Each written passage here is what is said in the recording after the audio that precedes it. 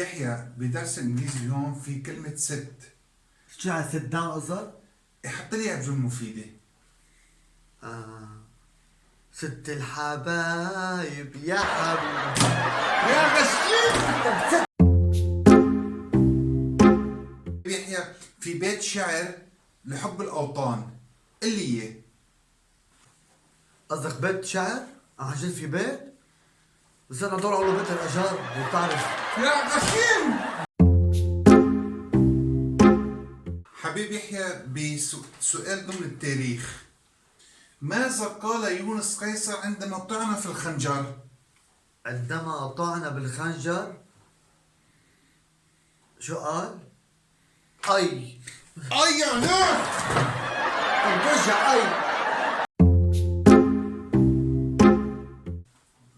مثل ما ضمن القواعد اللي عم ناخذها انا وياك، ما جمع كلمة الرغيف؟ جمع كلمة رغيف أرغفة، وبتصير لو شتت حالها صيرت خبز مع بعضها. يا غشيم.